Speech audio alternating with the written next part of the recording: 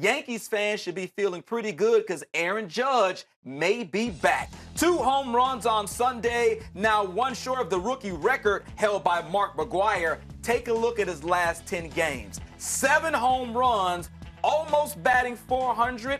Dylan, do you think he's back to being the player we saw during the first half?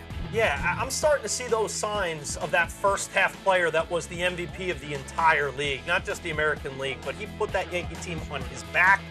And I'm starting to see that same guy. When you look at, that was a great 10-game sample to see that it's not just a couple at bats here. Over the course of 10 games, he looks like he's locked in. Over the last 5 games, more specifically, he's got just as many walks as he does strikeouts. 4 walks, 4 strikeouts. He's got those 4 home runs in that 5-game stretch.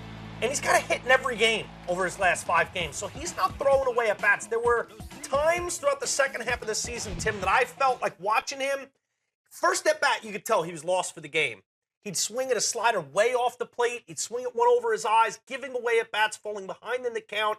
He's working at bats. He's getting to a lot of 3-2 counts like he did in the first half.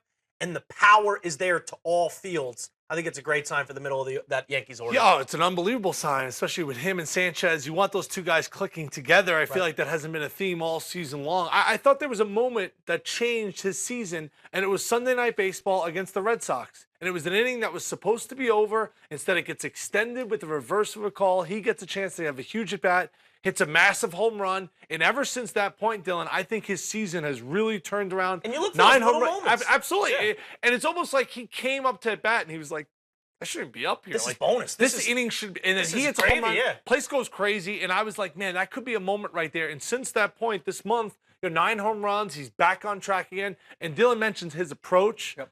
He was trying to hit a home run every pitch.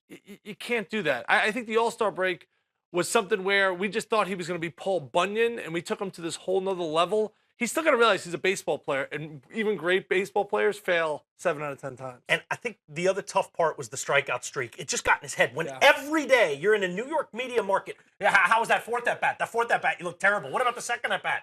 You're looking. Now you're swinging. It just became something that just festered between his ears. And for a rookie, he's still a rookie. Yeah. And we didn't act like it all first half, but that stuff day in, day out just wore down. Once the streak ended, you started to see a semblance of that guy that really carried this order. Yankees have already clinched a playoff spot. They will likely be a wild card team. Probably can't catch the Red Sox for that AL East title. But if they're going to make some noise in the playoffs, you certainly need Aaron Judge to be in a groove. That is